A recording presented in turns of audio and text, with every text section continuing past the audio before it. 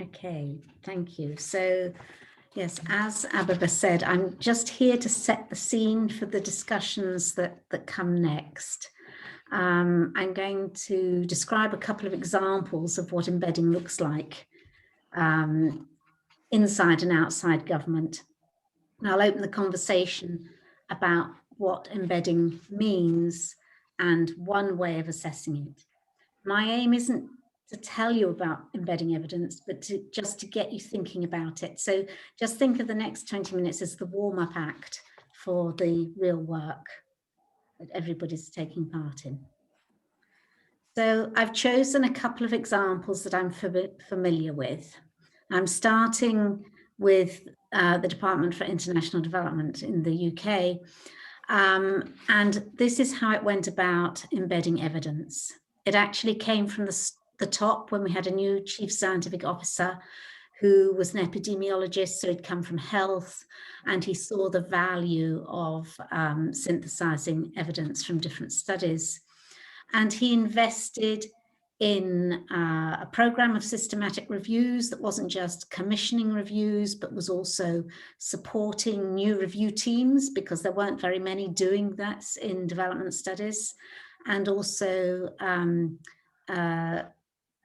supporting, yes, methodological organizations to give them guidance, and supporting the policy teams to decide what questions were most important, and engaging with the researchers to shape the reviews. So that was all about making the research available. But then also, you see on the bottom right-hand corner here is the database that holds all the research outputs from DFID. So everything there is publicly available, and DFID staff are encouraged to use it. In fact, they're more than encouraged, they're given guidance on how to, for instance, include evidence in their business cases when they're making plans for future programs. So there's a lot there to, and they get reviewed about their use of evidence as part of their career reviews. So this is evidence appearing at all sorts of different places within DFID. And then here's another example looking at UNICEF. And again, this was encouraged from the top.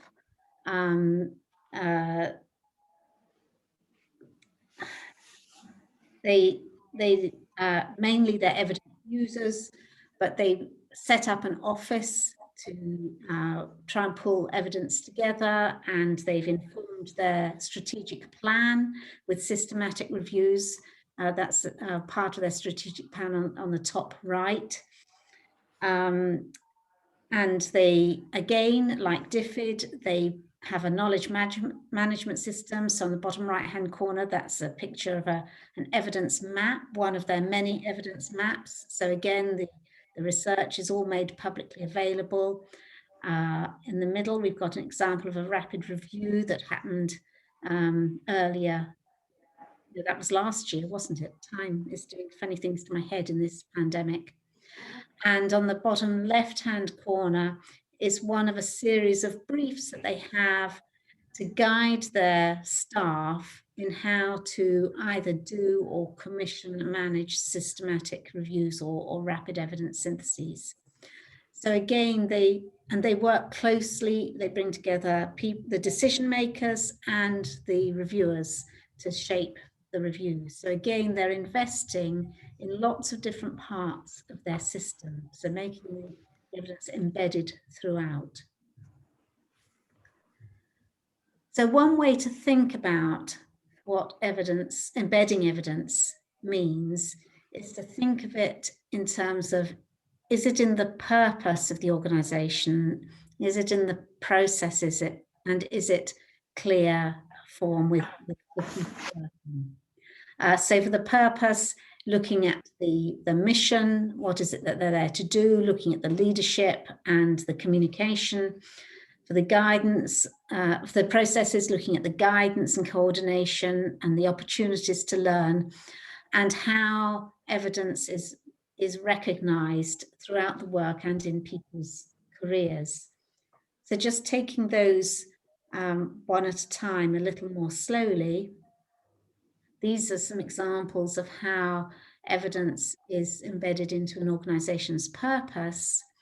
So I don't think either UNICEF or DFID put it absolutely on their front page all the time, but they have very senior people, very senior teams saying that this is part of the work for the whole organization, and it's clearly part of their mission. And there's a lot of clear communication internally and externally about evidence. And then looking at the organization's processes, both organizations, as I said, have developed guidance for using evidence in program planning, and both organizations offer learning opportunities for their staff, and DFID includes it in their annual staff reviews. So this is a way of making evidence everybody's business, both internally and externally. And both organizations are doing that. They work with partners outside using evidence as well as with their staff inside. So just returning to the Venn diagram, thinking about the purpose, the processes, and the people. Another way of looking at this to help us assess progress in embedding evidence is to turn that into a table. So here it's a table where those three main areas are on the left-hand side, the purpose, processes, and people. And then there are columns that start with, when you're just starting off on the left-hand side, when the ideas are only just getting going, the ideas are quite embryonic. And then as they grow, they're more developing. And then systems of, evidence is really getting to grips with the system until it's absolutely embedded. And this tool is actually a mirror image of a tool that universities use for engaging non-researchers in research. So this time it's a tool for engaging, for a non-research organization to think how we're using research in our work. And it's to structure conversations about where have we got to. So it's not a scoring system, it's not a tick box system. It's to help describe where an organization has got to with using evidence in different ways and showing its commitment to using evidence. And it's called the EDGE tool because they're the EDGE standing for embryonic, developing, gripping, and embedding. I'm sure there are lots of other ways of looking about how well we're progressing with embedding, but I just thought I'd show this as one example just to stimulate thinking. And of course, all this about thinking about are we embedding evidence? How do we embed evidence? It does beg the question of so what? If evidence is embedded in the mission and in the processes and with the people, what difference does it make? Well, that original program of systematic reviews that I mentioned earlier, that started in 2010 when DFID decided to invest in systematic reviews in sectors other than health. And this report tracks what happened to the findings of those reviews.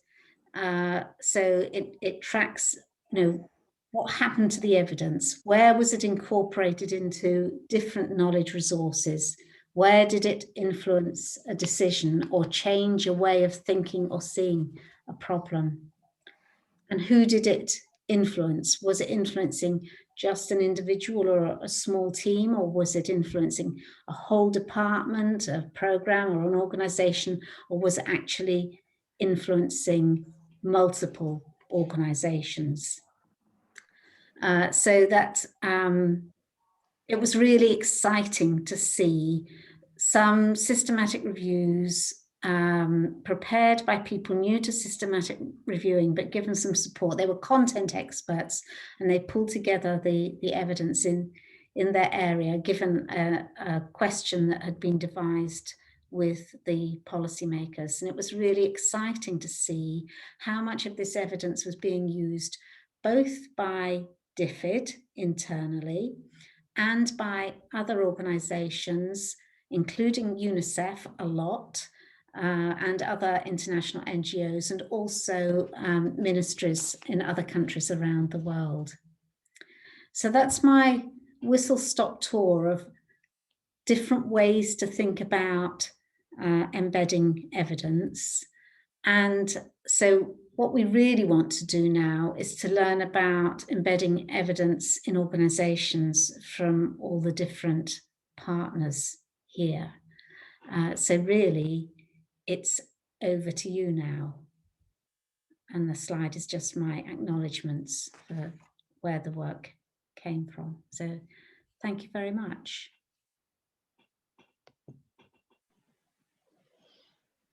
Thank you, Sandy, for that scene setting. I think we're going to take Laura's suggestion into consideration, because this is a small group. And so rather than sending people off to breakouts, we can have each of the sort of lead facilitators give a 5-minute sort of overview of what embedding evidence use looks like in their context and through the work that they're doing.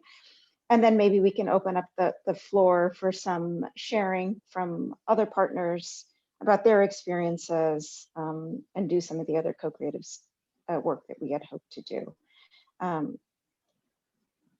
So Laura, would you like to kick us off with maybe a 5-minute overview of what embedding evidence use looks like in your work in Brazil? Yeah, for sure. I'll try to share screen also here. Here in Brazil, just last year, Davi, who is part of our Brazilian team, did a bunch of interviews with public servants just to understand how evidence is or isn't being embedded in the governments.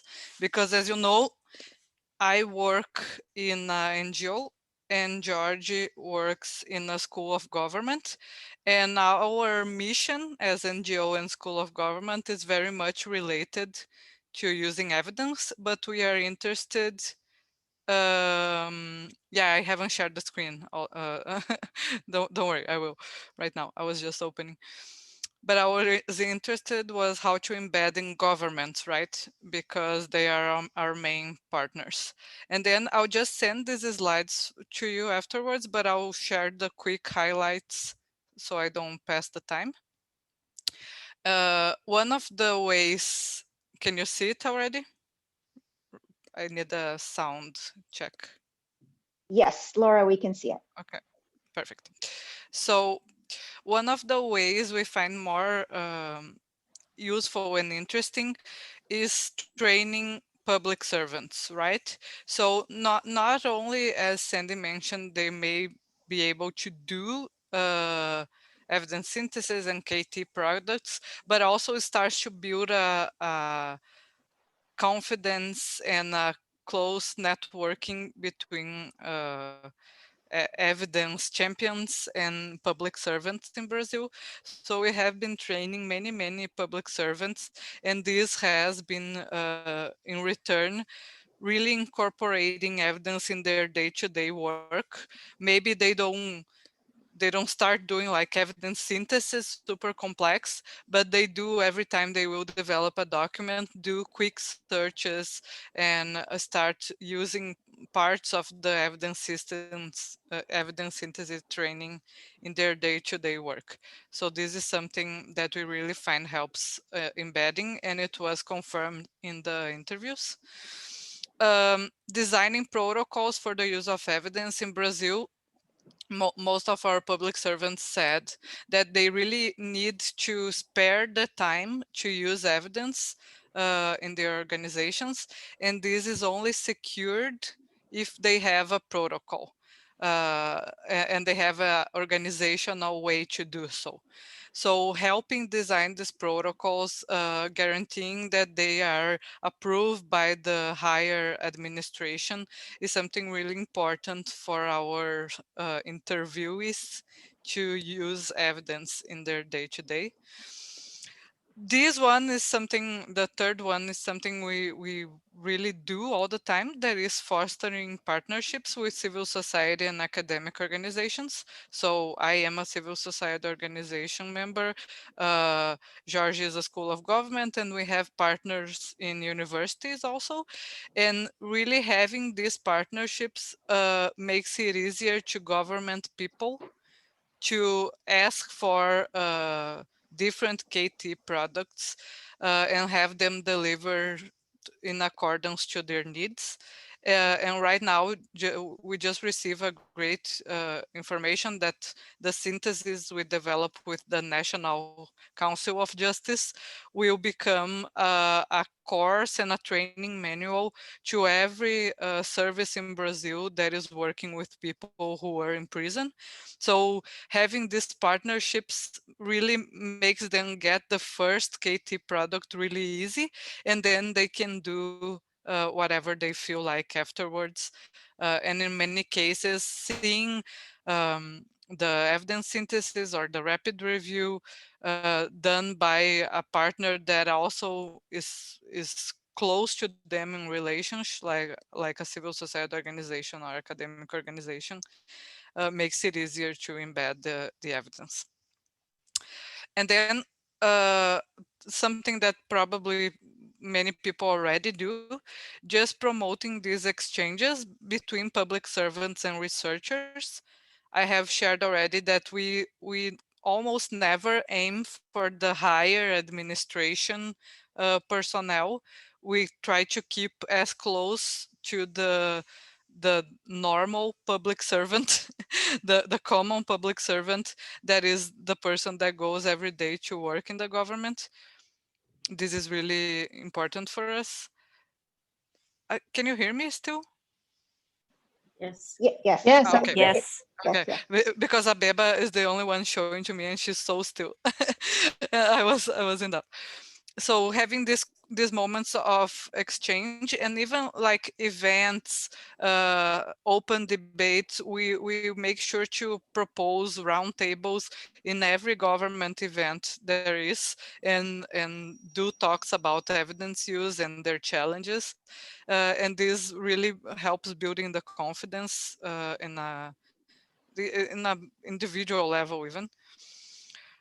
This learning culture is something that it's really important to do, like helping people in government understand, okay, we have all this data, what uses can we do of this data?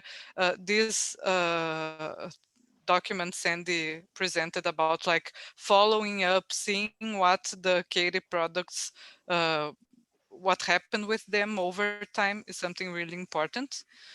The institutional champions of EIP, many people also know, and do, but really figuring out who has the sweet tooth for evidence and helping this person to connect with other evidence-informed policy champions, and having a network around is something important.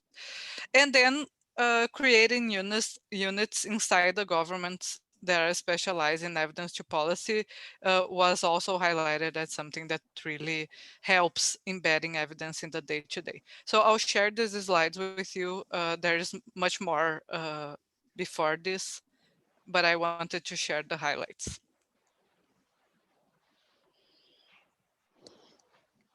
Great. Thank you for that, Laura.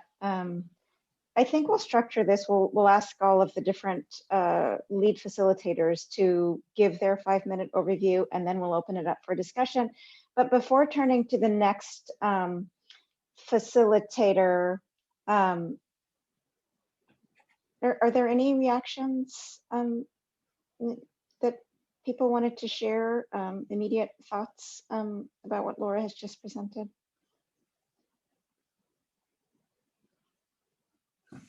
Hi, Lucy here. I'm not able to turn on my camera, sorry for that. Yeah, I would, well, thank you, Laura, for your presentation. That was great.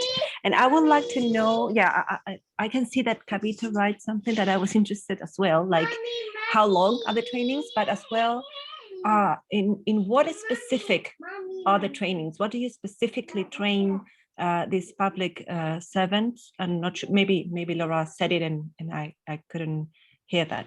So that's my question. Thank you. Sorry, maybe before you answer the question, I would like to add another question on top of what you just, what has been asked. If I just want to know if there is any kind of training material or guidance that you've developed to support policymakers or public servant trainings, and if those material are publicly available, that we can also share as an experience to see how best we can also adapt them for our own country. Thank you.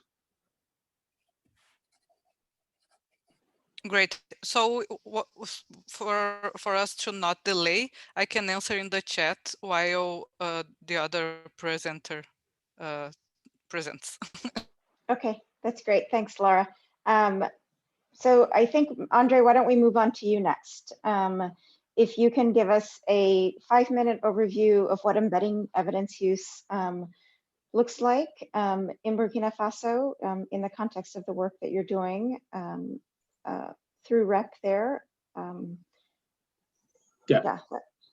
So thank you. Good morning, everyone. So I'm Andre Zida, and I'm part of the Burkina Faso knowledge translation platform implementing activity to support evidence for policymaking in Burkina Faso. So I'm here with two of my other colleagues, Mea Ramata and Tugri Gauthier, who is the head of the knowledge translation platform in Burkina Faso.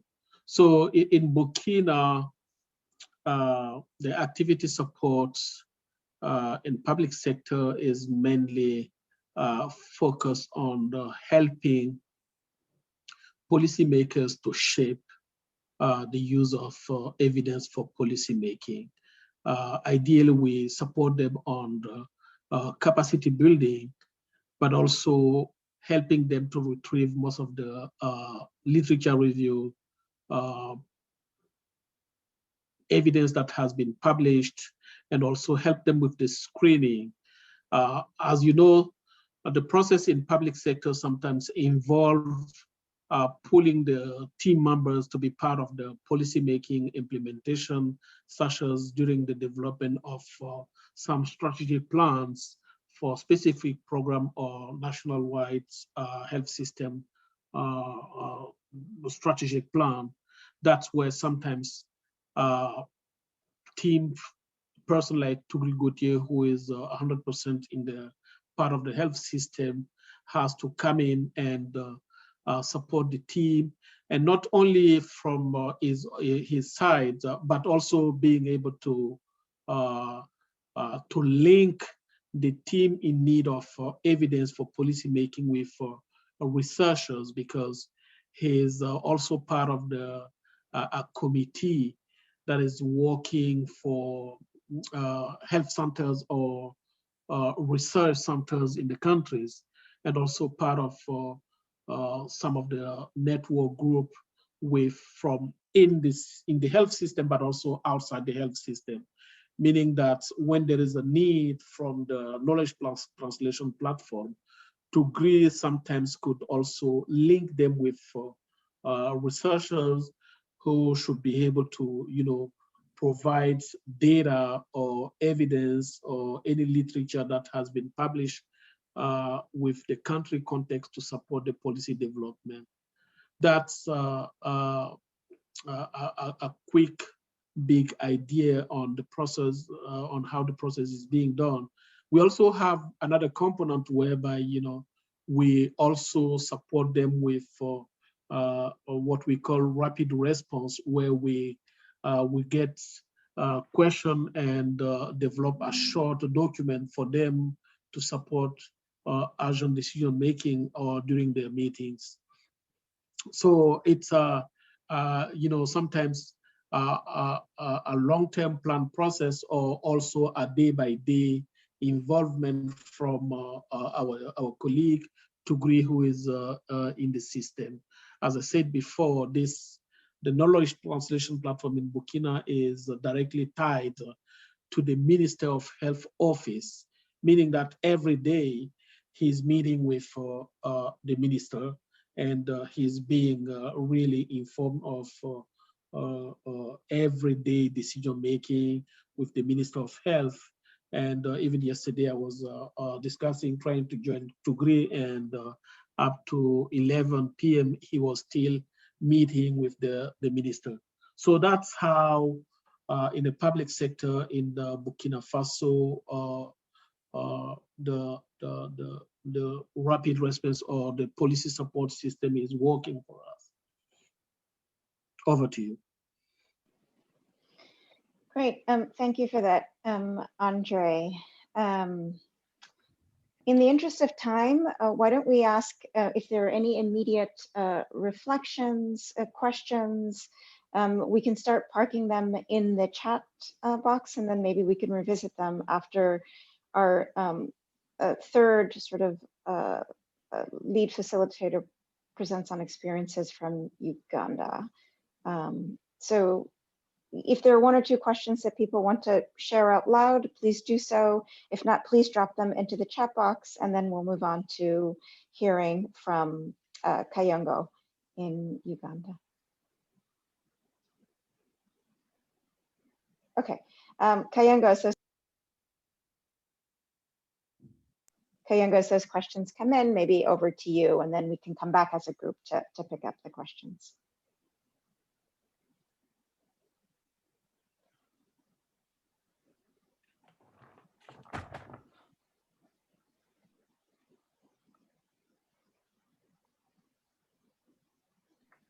Sorry for that. I was trying to share my screen.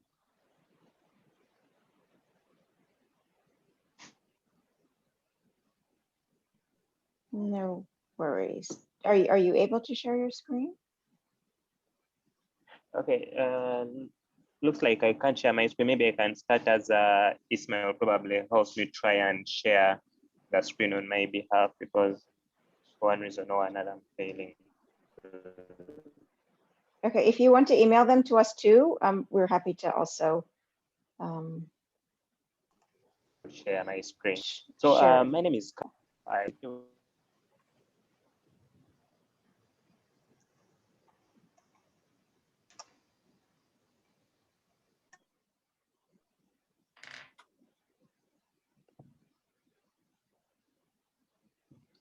Kayongo, I think there's a connection issue. Sorry. I hope that is clear now. Yes. Do you hear me? Yes, we can hear you now. Okay, perfect. So regarding embedding evidence, we approach it from the dictionary definition of embedding, which we define as to impart an idea so that it becomes ingrained within a particular context. So in this case, we pull out the idea or the concept of EIDM, implanting and ingraining the idea into the institution. And in terms of the idea or the concept, we have to actually go out there and actively create awareness regarding this idea and the concept of EIDM among the policymakers within whichever institution you're working with, be it Ministry of Health, Education, Gender, whatever government institution you're working with, you have to actually take this idea of EIDM actively to them. In this, you are trying to create awareness, you're trying to tell them what EIDM is, the importance of using evidence, yeah, and the relevancy of evidence towards their day-to-day activities. Then in the same vein, you're going to have to build the capacity of these individuals to identify the need for evidence, access the evidence and use the evidence. In here, so you saw this idea of EIDM, but then you need them to be able to identify when the evidence is needed, how the evidence is going to be needed, how to access this evidence, and where to find this evidence. In terms of access, you might think about building capacity for them to do it on their own, or to get to know the different petty practitioners that they can approach to get access to this evidence. Then how to use this evidence, because at the end of the day, you want them to use the evidence. So with all these things in place, you've created awareness, you've built their capacity. You're going to now think about how to facilitate the EIDM process. Zida has already talked about this, like you're going to have to provide the evidence, have some follow-up. And at Makere, we have different forms. So we do the rapid response briefs, policy briefs, citizen panels, policy dialogues, trying to get this evidence into the policy space so that it ceases to be a theoretical concept, but it becomes more of a practical concept. And the more they get to use the evidence, the more they get to appreciate it. So all these things are going to be done through the process of active engagement with the policymakers. It is really not passive. And for you to be able to engage the policymakers, you have the conveyor of the information, in this case, ACRS in Uganda, and then you have the recipient of the information, in which case we are thinking about the different government MDAs. So the conveyor of the information must have a certain set of characteristics that is going to enable them to do this kind of work we are talking about, creating awareness and ensuring ministries appreciate EIDM. So some of the characteristics we usually push for in our team to make sure that the communication is achieved and learning happens. The conveyor of the information must be knowledgeable enough about EIDM. They should have the basic communication skills and people skills to interact with the policymakers. They should be critical observers, in that when you are introducing the concept of EIDM to a group, in the group, you should be in position to identify individuals who have the interest, which the Brazilian team talked about, the sweet tooth for EIDM. You should have that critical observation skill to be able to identify these individuals and actively follow them up. Then you definitely have to be patient, because this is a process. It is not going to happen overnight. So you shouldn't lose your patience that, we are thinking about embedding, but embedding is taking forever to happen. Well, it is a process from creating awareness to people appreciating these things, getting that skill, and eventually reaching the point where you're talking about embedding. Then on the recipient organization, they should be actually willing to listen to you. In this, we usually prefer using what I would say the big names in trying to reach out to these different institutions. So for example, if I'm going to go to a new institution where ACRS hasn't previously worked, I would probably love to have Professor Sewankambo send an email out for me as an introduction email to enable me get that platform to talk to these individuals. If you go, if we get any other member of the team who is not well known in the policy circles or in the research world, it becomes a little bit tricky to even get the policymakers to sit down and listen to you. More still to get a group of policymakers to sit down and listen to you. But if you use the big name within your team, it becomes much easier to get these people to sit together. When you see these people together, you're going to have to of the role of evidence amongst these policymakers you're talking to, show them the different opportunities that are available for them to use the evidence, and then you're going to have to build the capacity for these individuals to use the evidence. The capacity we talked about, being able to identify the needs for evidence, access the evidence, and use the evidence. So after you saw this idea of EIDM and people are starting to become very appreciative of EIDM and everything around EIDM, the next key point is how you're going to implant this idea. Thank you, Ismail, for sharing that slide. I think now people can see. The next key issue is implanting this idea or concept of EIDM. This has to closely follow the successful introduction of the idea of EIDM. Yeah? And these are things that work in process format. It's one thing leads to another. You cannot disentangle one from another. And key to them is continuous engagement. So in the first place, you manage to talk to these individuals. They gave you a platform to talk to them. You do not want to do it as a one-off. You're going to have to continuously engage with them. But during the engagement, you're going to have to do it in a tapered manner, in a very controlled manner, so that you interact with two policymakers at a time to maintain expectations and be able to deliver. Otherwise, if you go, if I talked to 15 policymakers in a group and I've identified, let's say, 6 individuals who seem to have the aim or the 6, but my capacity as an institution cannot allow me to work with the entire 6 identified individuals, then I'm going to sell the concept of EIDM short. That policymaker would lose interest if I fail to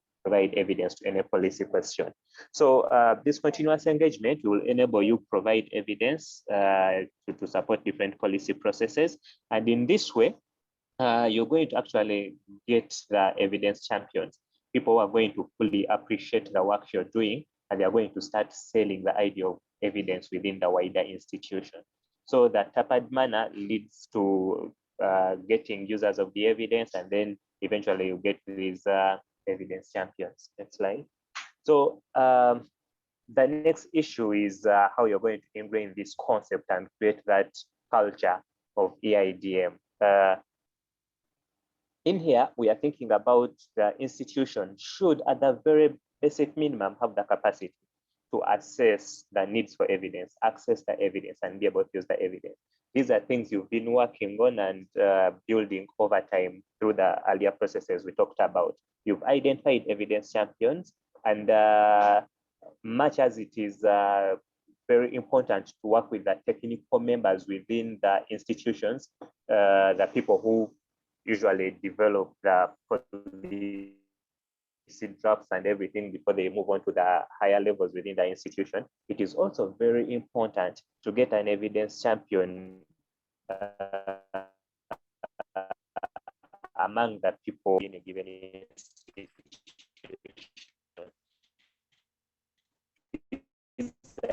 Individuals who get processing of health services, who put in requiring every policy to actually, in one way or another, pass through ECAs to ensure that evidence has been imputed into the process. So, but the capacity and the evidence champions, the capacity and the evidence champions do not work in isolation. The institution, you should be able to help the institution put in place different incentives to use evidence. Elaborate. To put in place different incentives to use evidence. And these incentives include policies, guidelines, checklists, and embedding evidence use into appraisals of that staff in a way that it moves from merely being an individual kind of approach to becoming an institutional approach. But even if there are different policies and guidelines in place for the use of evidence, still the institution can decide not to use evidence as a silent policy, an unwritten policy. You have something written, but the people are doing something different. It's a culture within the institution. That's where the evidence champion comes in again to ensure that they push the concept of EIDM. Otherwise, if you try to put in place incentives without having that influential figure, the embedding won't really happen. So you have to ensure that all these 3 things are in place, and that way you eventually gain embedding. So to summarize, you need continuous engagement. You need to get evidence champions who are going to push for the idea of EIDM within the institution. You need to put in place different incentives to ensure that evidence is used, and in the long run, you eventually get institutionalization of EIDM. Trying to have things done separately, divorcing these 3 things from each other, from our experience, you fall short of inculcating the culture of EIDM. Thank you.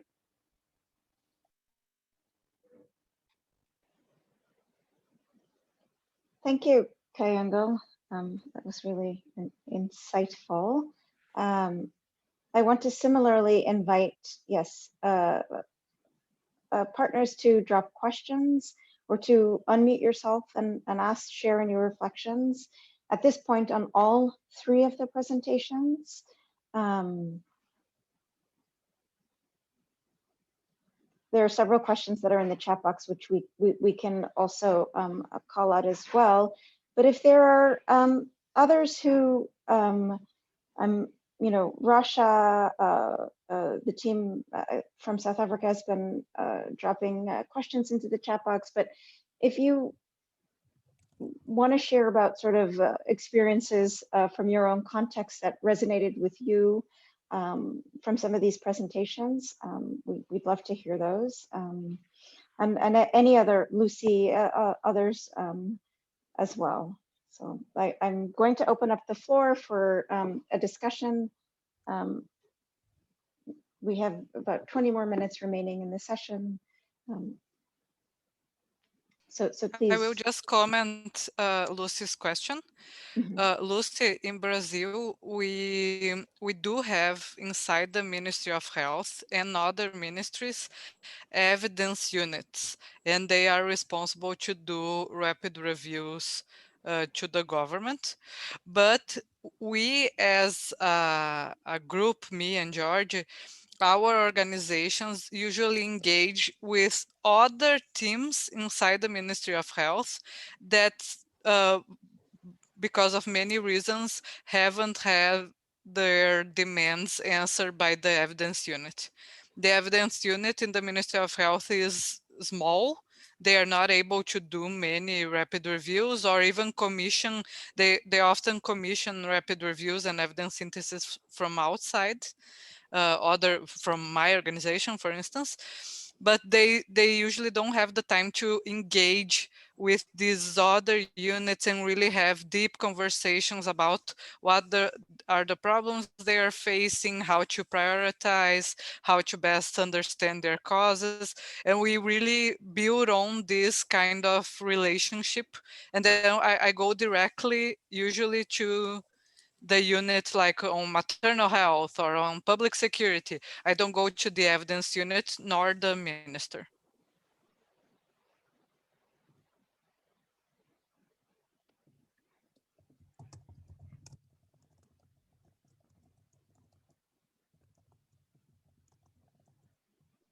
Any other comments, questions, reflections? Sandy, I don't know if you had any questions for the presenters or for the group. Yeah, hi. I mean, I realize that the area that I know least about is the area that Andre was talking about.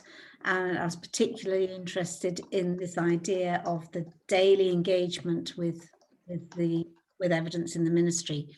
And sometime I'd like to learn more about that.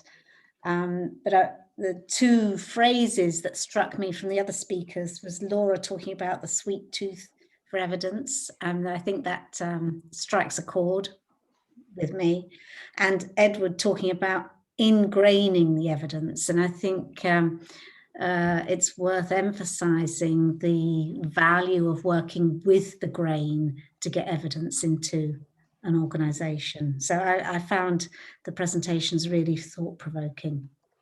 Thank you.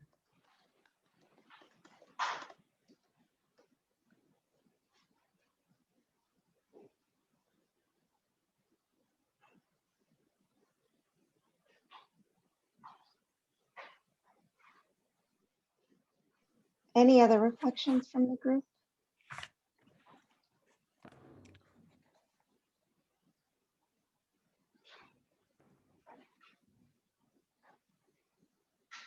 Some of the questions that our facilitators were going to ask in the small breakout sessions were also trying to understand sort of the similarities and the differences across other contexts. So if we're keen to hear reflections from other contexts.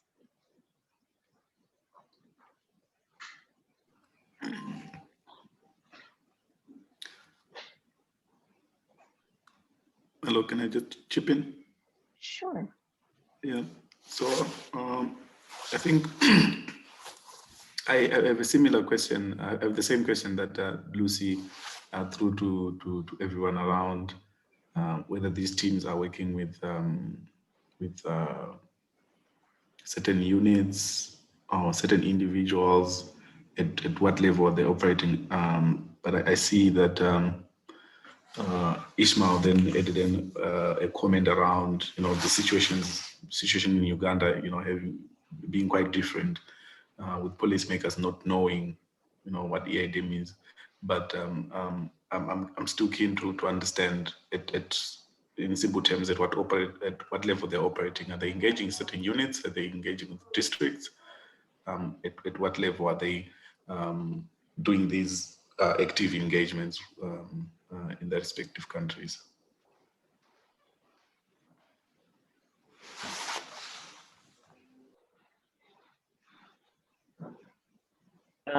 Maybe I can go first, then others can jump in on the question of what level of engagement. So we actually do, should I say, like levels of engagement, but we even don't call it, we do not really set levels of engagement. Basically what we do is we develop the engagement packages in such a way that at first you're trying to create sensitization, then you're trying to build capacity to be able to do the actual work. So sensitization will cut across from people at the technical level to people in the management level. It is quite a spectrum. It is a middle level or low level kind of management. It is a spectrum. Everyone, we invite everyone who is within the decision-making process for the sensitization. Then for the actual capacity building to be able to do this kind of work, that's when now you start thinking about who in the ministry actually drafts these policies, who reviews these policies. So for example, within the ministries, policies start from the department level in Uganda, then they go through the policy analysis unit. So if you are to build capacity to actually do this work, you need the individuals within the departments to draft the policies. Then the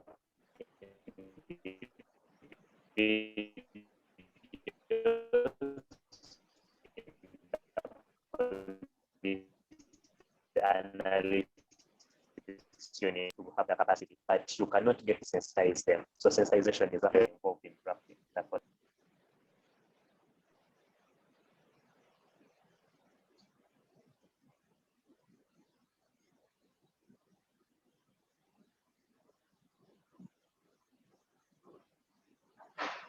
Edward, are you still there?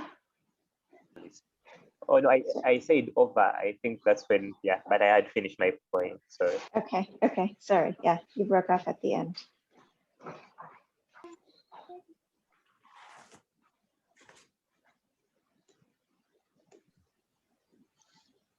Hi, Abby, if I can add to the discussion. Yes, that would be great. So I just want to reiterate what Sandy was saying. These were really insightful discussion and very interesting to see that the different institutions are working at both the individual level and institutional level. So it's not only about developing skills, competencies, and knowledge, it's also about introducing changes at the institutional level, introducing new processes, new systems, new mechanisms to facilitate the use of evidence, because we know that in building individual level capacity alone is not enough. If I go back to my institution and find that my institution, the culture there, the process does not facilitate or encourage me to apply what I have learned to promote evidence-informed policymaking. And if we want to look at what challenges policymakers face when it comes to decision making and using evidence in decision making, I would group them into 6. And I think what we heard from the presentation, they really address these 6 different challenges. First and foremost, research is not valued as an information input. So this is a very common challenge for that researchers face when promoting the use of evidence for policymaker. And as we've heard from the different participants, it's important to create demand and value for evidence by sharing success stories highlighting example from the past or from other countries where research made the difference between the success and failure of the policy, investing in awareness session, investing in capacity building, being responsive to the needs of policymakers. And these are some of the ways to show policymakers that research is really valuable. And another important challenge is research is not relevant. So it's very important to engage periodically with policymakers in identifying and setting research priorities, and more important to align your research production to those policy and practice priorities. And again, you have to contextualize the research evidence. So we cannot use international evidence. It's very important to invest in contextualizing that research evidence and in co-production, involving the policymakers in the production process. Another common challenge is research is not communicated effectively. And we've heard from the partners that they are leveraging different knowledge translation products to package evidence and present it in user-friendly format, present it in an easy to understand language, tailor the key message to different audiences, prepare knowledge exchange plan, which will all facilitate communicating that evidence effectively. Another important challenge is that research is not readily available when policymakers and stakeholders need it and in a form that they can use. Again, we've heard several partners staffing a rapid response unit to provide timely rapid response to emerging priorities. Several of the partners are also engaging in providing training and tools for policymakers on how to find and use research evidence. And these are very important to tackle the challenge related to not having that research available when policymakers need it. Another important challenge is that policymakers and stakeholders lack mechanisms to encourage them to use research evidence in policymaking. And it's really exciting to hear from the partners that they are actually now working towards institutional changes, establishing policies and guidelines to mandate or encourage the use of research evidence as an input in decision-making. And we've also heard from the Brazilian team where they are working now on establishing a checklist where, for example, if a policy is submitted, they have to mention which evidence was used, whether evidence was used in the first place, and how that evidence was used to inform decision. And this is very important because by creating that accountability and transparency, policymakers will start being more encouraged and forced to use evidence as one input. And finally, a final challenge that policymakers and stakeholders, they lack forum to discuss, deliberate about emerging issues. And this is where several of our partners are engaging in policy dialogues. They are establishing knowledge translation platforms. So what I'm saying is that all these different activities, processes, and mechanisms, they really address these 6 different challenges that at least in the case of Lebanon and other countries, these are the main 6 challenges. And it's very interesting to see that these challenges also apply to other contexts. And I want to reiterate one point that you raised earlier about the need for contextualization. So it would be really interesting to see how these different mechanisms were tailored, what's the differences. So someone already mentioned it, and this is very important because at the end of the day, knowledge translation is context specific. It's contextualized to each country. We cannot just parachute a solution to one country. So the contextualization is something that's very interesting to hear about and try to dissect. So this is what I wanted to reflect upon. Thank you. Thank you, Rasha.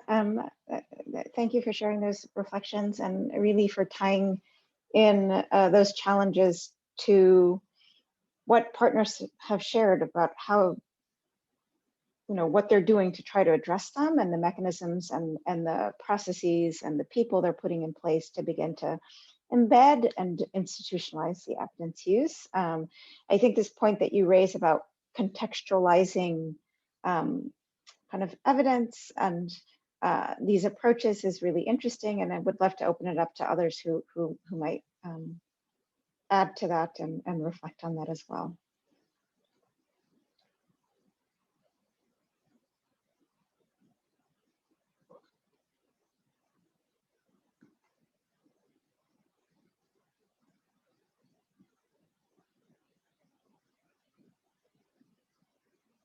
I just wanted to reinforce, and I don't know if Andre answered the question of Sandy's, not question, but comment of Sandy's about how does it get to a day-to-day interaction. If Andre can tell a little bit more. I'm not sure in the chat if he answered something, Okay. because this is very interesting. How do you get to the point where every day you're interacting with the higher level, I guess, right? Mhm. Andre?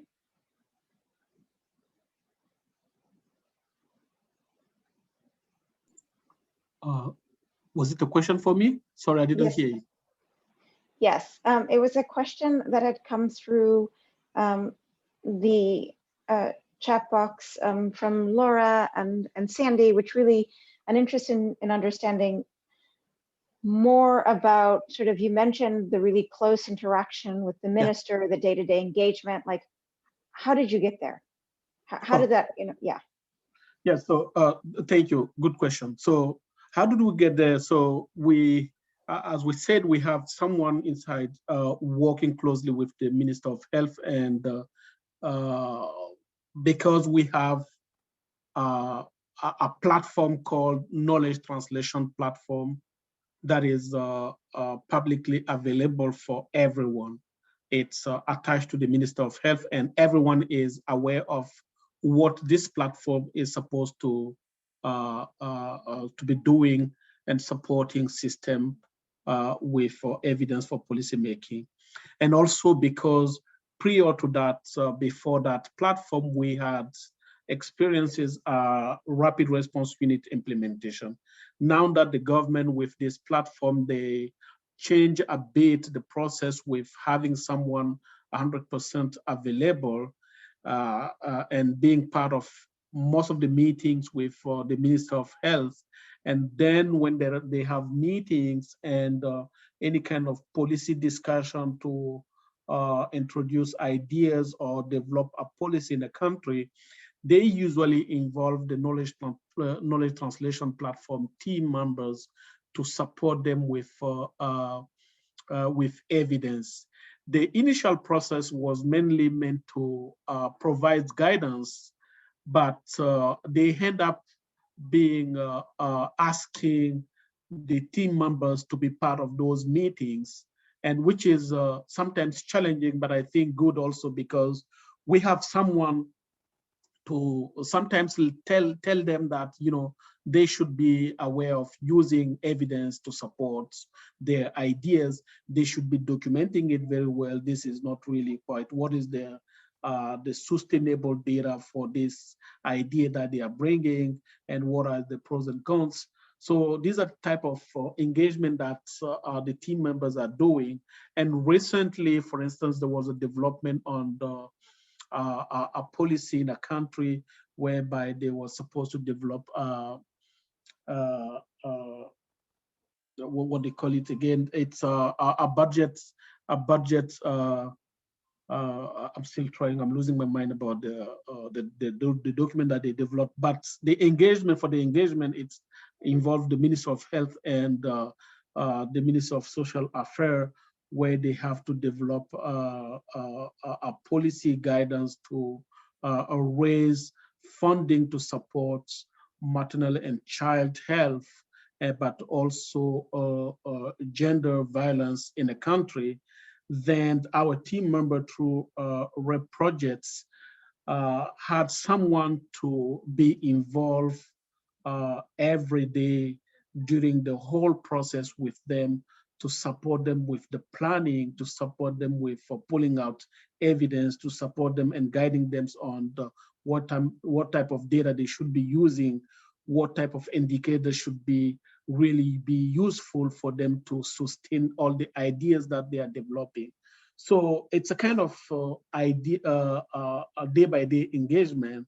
And the next step for this document is, for example, to organize a roundtable where they will, work with donors to raise funding to support that policy implementation.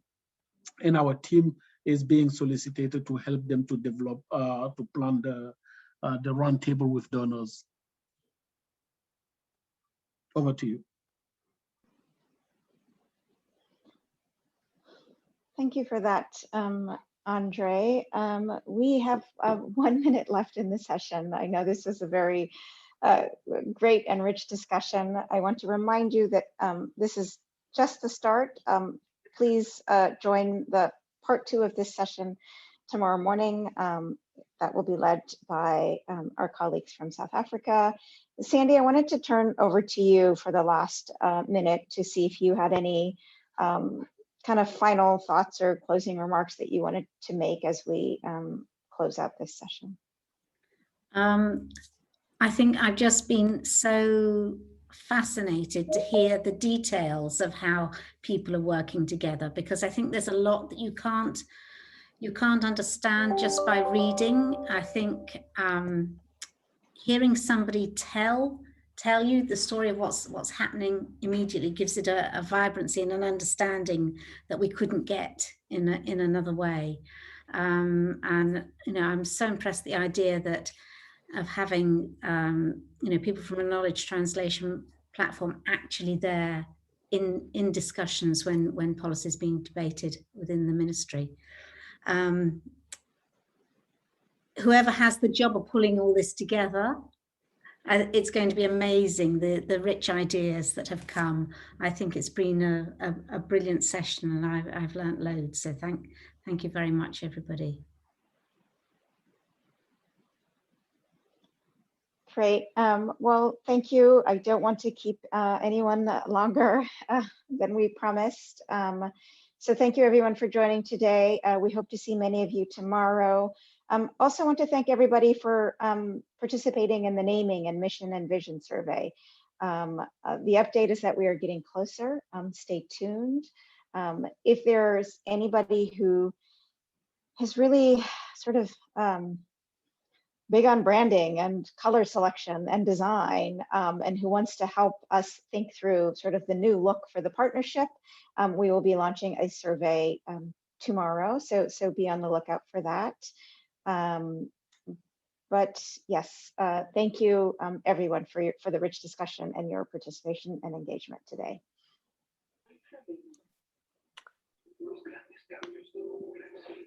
Thank you. Thank you. Thank you, everyone. Thank you. Bye. Bye. Thank you. Bye.